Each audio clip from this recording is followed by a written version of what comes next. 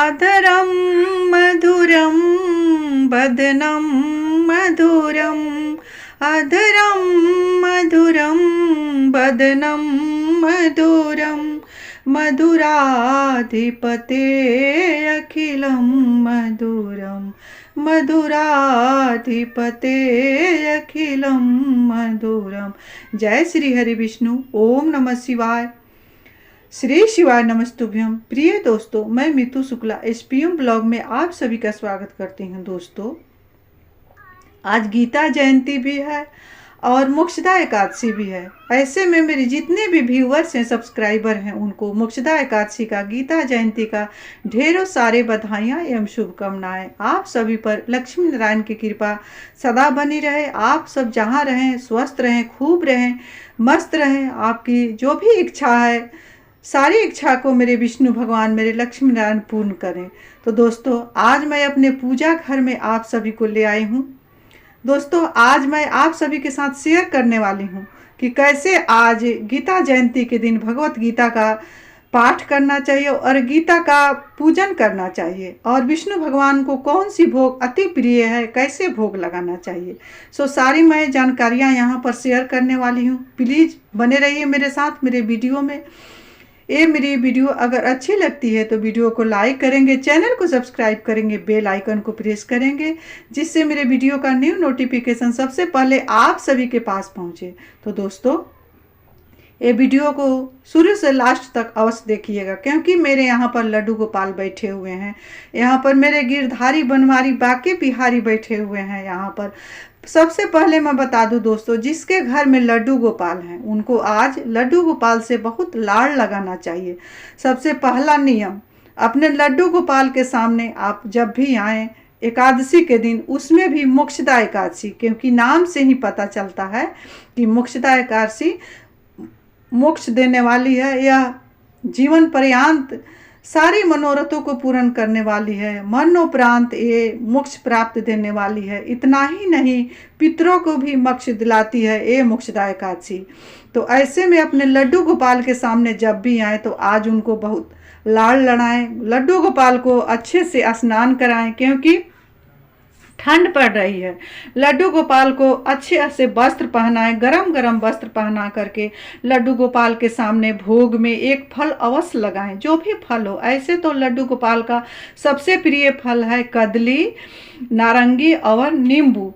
नहीं, कुछ भी फल आप लगा सकते हैं। अगर नारंगी नींबू नहीं है तो कोई भी फल, लेकिन एकादशी के दिन एक फल अवश्य विष्णु भगवान के सामने, लड्डू गोपाल के सामने अवश्य ही अर्पण करना चाहिए।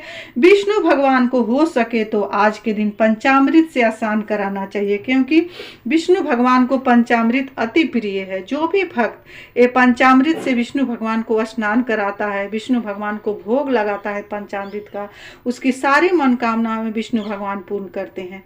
तो विष्णु भगवान को सबसे पहले लड्डू गोपाल को स्नान कराएंगे। स्नान के बाद उनको नए नए वस्त्र, पीले पीले वस्त्र में अपने विष्णु भगवान को आज अर्पित करेंगे। हो सके तो पीले वस्त्र पहनाएंगे अपने लड्डू गोपाल को। आपके पास अगर नया वस्त्र है तो ठीक है, नहीं जो भी वस्त्र है तो, क्योंकि धुले हुए रहना चाहिए।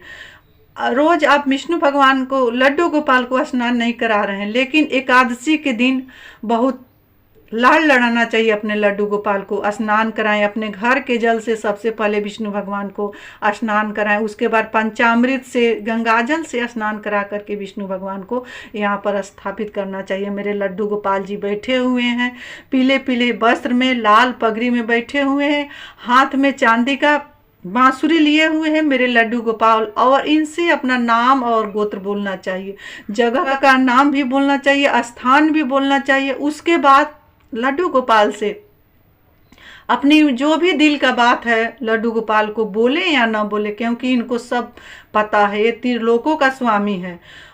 अपने लड्डू गोपाल को उसके बाद आईना अवश्य दिखाएंगे, क्योंकि आईना देखने से मेरी लड्डू गोपाल जी बहुत प्रसन्न होते हैं। इनको पता चलता है कि मेरा ये भक्त मुझे किस तरह से श्रृंगार किया है।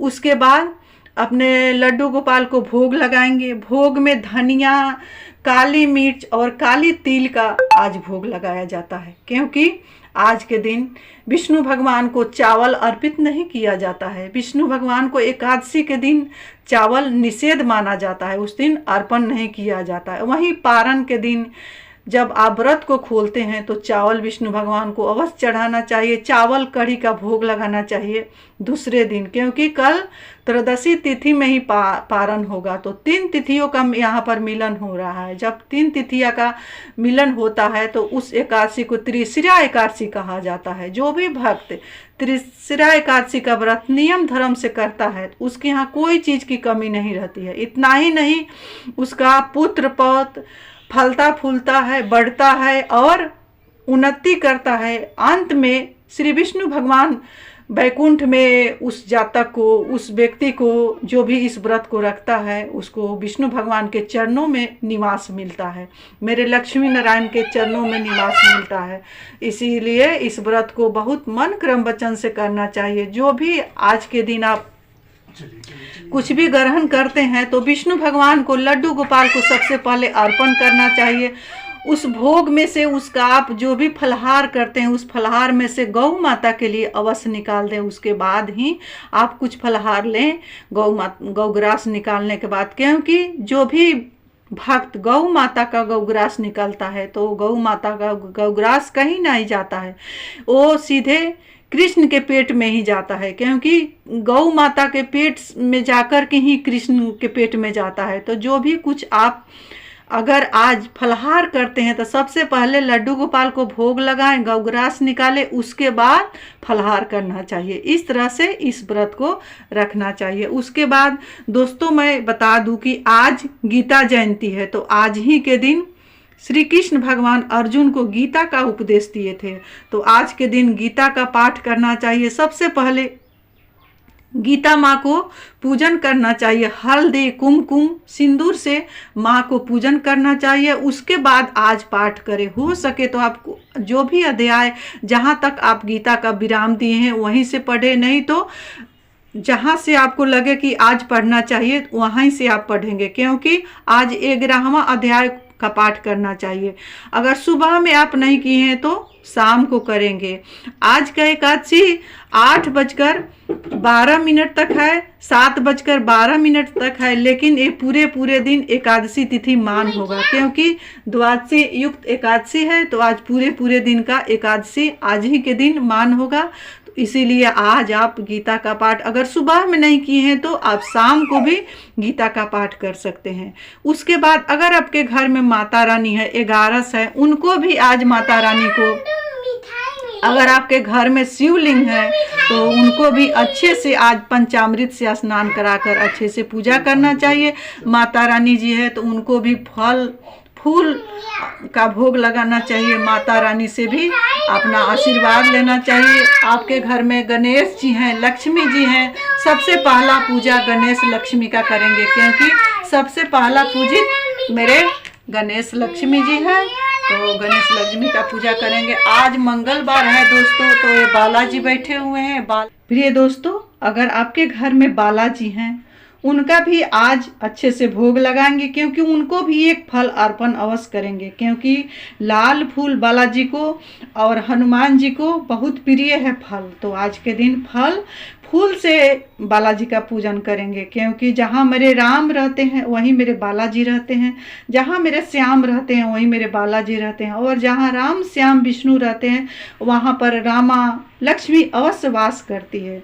तो इसीलिए अपने घर में बहुत अच्छे से आज पूजा करेंगे, क्योंकि लक्ष्मी चाहिए तो लड्डू गोपाल को काली मिर्च अर्पण करें, और आपको लक्ष्मी चाहिए तो आपको क्या करना है, काला तिल लड्डू गोपाल को अर्पण करना चाहिए। अगर आपको कुछ फल की प्राप्ति चाहिए तो फल अर्पण करना चाहिए। इस तरह से पूजन करना चाहिए लड्डू गोपाल को। जो भी कोई जातक इस तरह से पूजा करता है तो लड्डू गोपाल मेरे अवश्य ही प्रसन्न होते हैं, क्योंकि इनसे लाड़ लड़ाना चाहिए।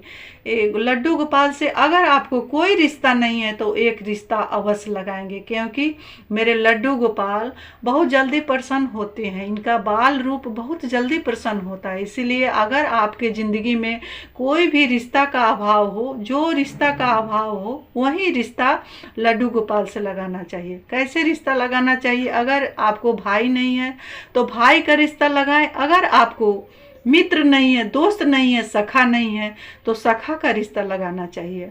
अगर आपके घर में जो चीज़ का, जो रिश्ता का अभाव है, वही रिश्ता लड्डू गोपाल से लगाना चाहिए। और मेरे महादेव हैं, ये तो माता पिता गुरु है ही हैं, तो इनके अपने पूजा में अवश्य रखना चाहिए। मेरे जो महादेव हैं उनको अवश्य स्थापित करना चाहिए, क्योंकि पूजा रूम में एक शिवलिंग होना बहुत आवश्यक है। जहाँ हरि रहते हैं वहाँ हर का होना बहुत आवश्यक है। तो इसीलिए लड्डू गोपाल के साथ शिवलिंग का होना अति आवश्यक है। वहाँ आप मंदिर जाएं या ना जाएं, आपके घर में ही 33 कोटि देवी देवता का वासा होता है। ऐसे में जहाँ पर भगवत गीता का पाठ होता है वहाँ भगवती का वास होता है। तो दोस्तों, आज से ही आप भगवत गीता का पाठ करना शुरू कर दें, क्योंकि भगवत गीता का पाठ जो है सो कामधेनु है। गीता सीधा कामधेनु है। जो मेरी माता है कामधेनु है। आप कुछ कामना करें या ना करें, माँ सब कुछ देने में समर्थ है। यहाँ भाग का मसला, तकदीर का मसला कुछ भी नहीं है। अगर आप शांत भाव से गीता का पाठ करते हैं तो आपको ऐसा कोई भी वस्तु नहीं है जो आप प्राप्त नहीं कर सकते हैं। तो आपके बस में भगवान हो जाते हैं। भगवान कहते हैं कि हमसे जो कुछ भी मांगना है मांगो, लेकिन मेरा होकर के मांगो, मैं सब कुछ देने में समर्थ हूँ। और गीता में ही भगवान कहते हैं पहले अध्याय में कि जो भी मनुष्य मेरा भक्त होकर, मेरा होकर मुझसे मांगता है तो मुझे बहुत प्रसन्नता होती है। तो इस तरह से भगवान से अपना मनोरथ बोलेंगे, क्योंकि मनुष्य है तो मनुष्य को अपना मनोरथ भी होता है। मनुष्य की ज़िंदगी जीने के लिए हर चीज़ की आवश्यकता भी होती है। तो ये मैं नहीं कहूँगी कि आप सभी नहीं मांगेंगे, अवश्य मांगेंगे, लेकिन किसका होकर के मांगेंगे? ईश्वर का होकर के मांगेंगे, लक्ष्मी नारायण का होकर के मांगेंगे, भोलेनाथ का होकर के मांगेंगे। ऐसा बोलेंगे कि हे प्रभु, आपके श्री चरणों में तन मन धन समर्पित है, आप मेरे इस मनोरथ को पूर्ण करें।